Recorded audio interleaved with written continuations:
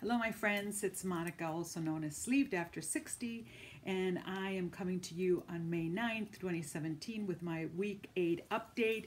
And Ralphie's here. Ralphie is dirty and obnoxiously dirty. He needs a haircut, and actually, the 18th, he's going for his summer haircut.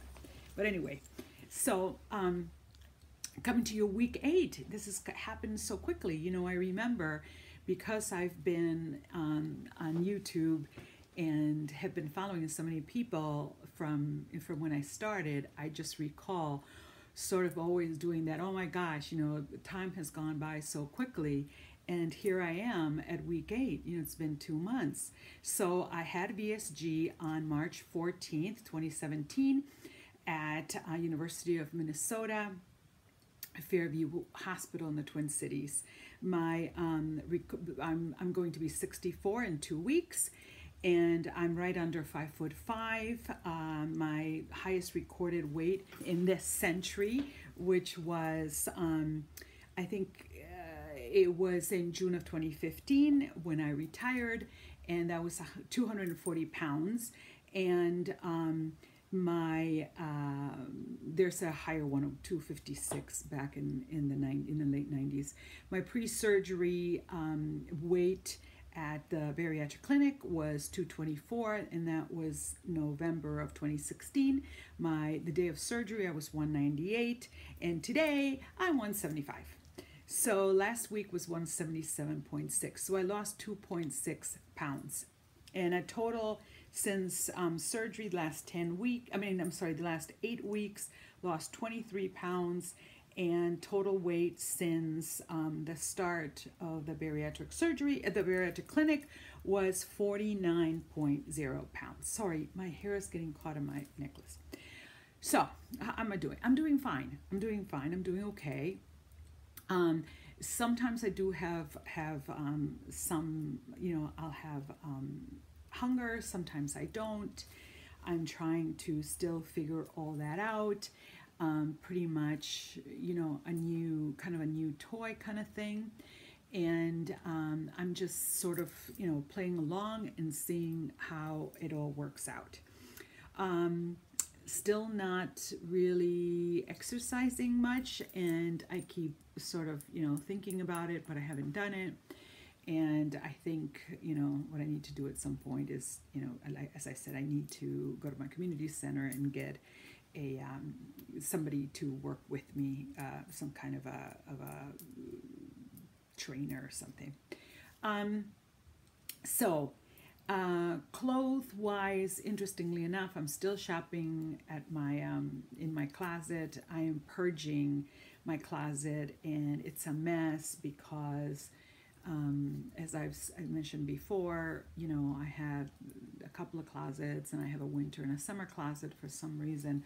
For some of us who live in the Midwest and only have like 8 weeks of warm weather, we usually have a lot of summer clothes.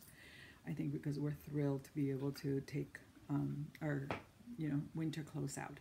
And I'm going through it, and I'm having some mixed feelings about some of that. Like, I found clothes from maybe last summer or the summer before that I bought that still had tickets, that sales tickets on them. I'm a really good shopper and usually get really good deals, but just seeing those and some that I bought knowing that I'd be losing weight. I kind of thought that my surgery was going to be in November instead of March. It's a long story. If you follow me, you know it. But, pulling that stuff out, which happens every season, you pull things out, or I pull things out that I bought at the end of the season on sale. And to see that they were too big for me, there was a sense of loss that I think is very normal. And actually, my husband, of going on 9 weeks, he was going through the room, and at one point he said, "Are you bragging or complaining about not being able to fit into the clothes that I missed? I missed the window. The window. I had bought some things that were smaller, like a size 14, and totally, like I said, I'm in a size 10." So, and then, you know, pulling some things out, and just a sense of wonder, a sense of loss, a sense of achievement and accomplishment, and a sense of fear. There's always that fear. I've given away my big clothes many times before. So there is that too, and that, you know, how did I do this to myself? Why? And all of that. There's also, I'm sorry. There's also, Ralphie's falling. There's also, you know, I just think that this, for me, this is a really good time for reflection about a lot of stuff. I'm thinking a lot about anxiety because I suffer from severe anxiety, and I've been on medication for many years. Right after surgery, I had stopped. When I retired, I stopped. I actually made a video about it back last summer because I had to go back on it, you know, a year after retirement. And it's a brain thing, it's a chemical thing, it's a brain thing, and it's not a lifestyle thing. You know, I like to think that, oh gee, you know, now that I didn't have that very stressful job, oh,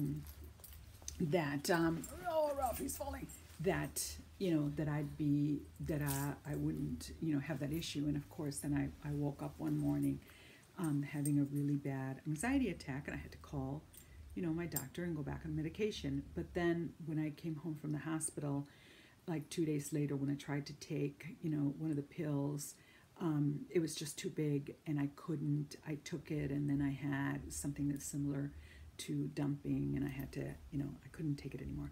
I couldn't take the medication anymore, and I haven't really felt that kind of anxiety since then, you know, in the last 8 weeks.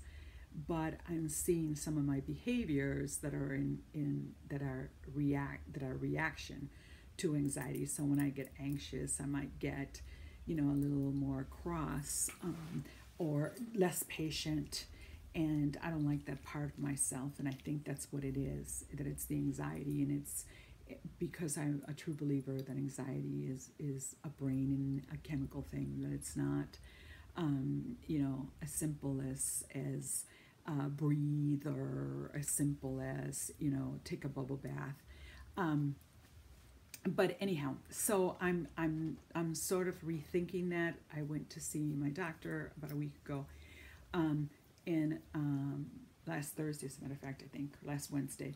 So since making my last video, and so I still see her, you know, for medication every 3 months, even though I am not taking medication.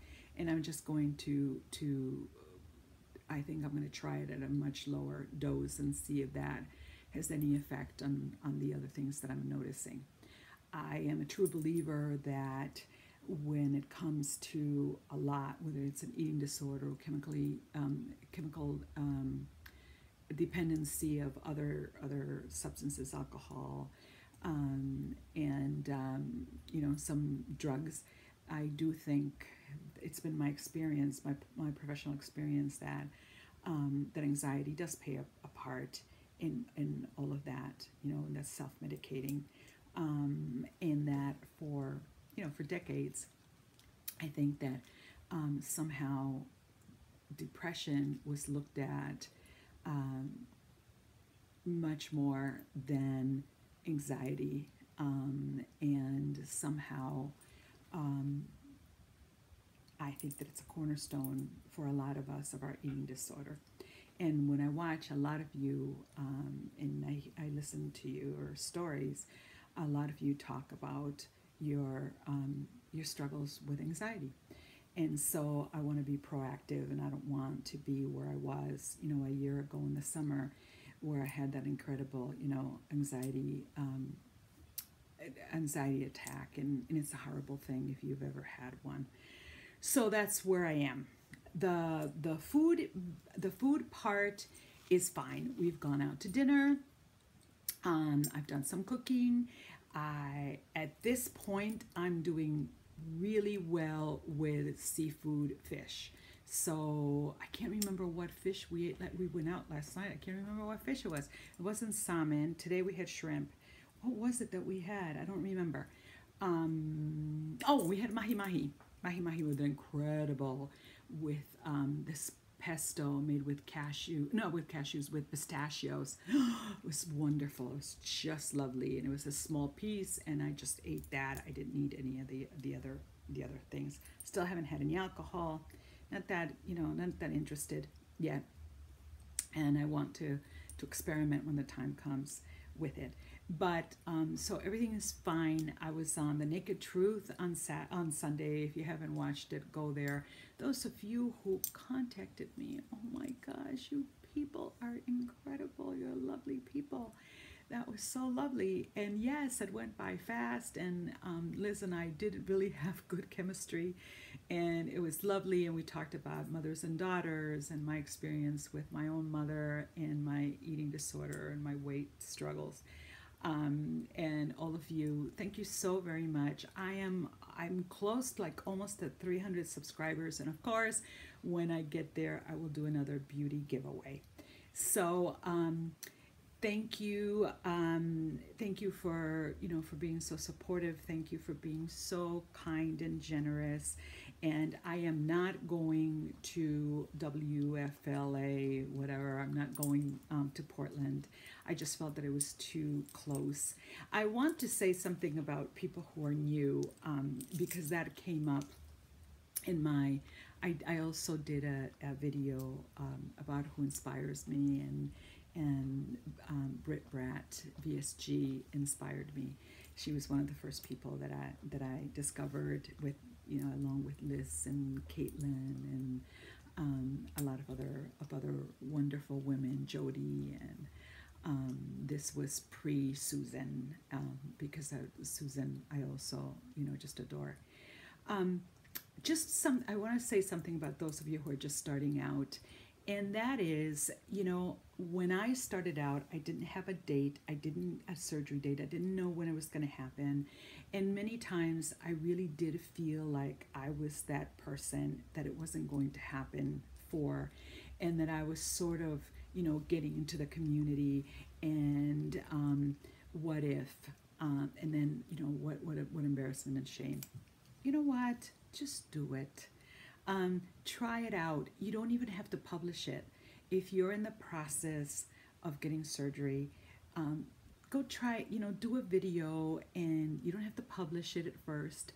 But I would have never, ever envisioned. I thought that if I had, 50 subscribers, that it'd be incredible, because there were people who I didn't know. And I think that through almost a year, that I've really gotten so much help from others. And I know from some of the things that you've said that sometimes I say something that really means something to some of you.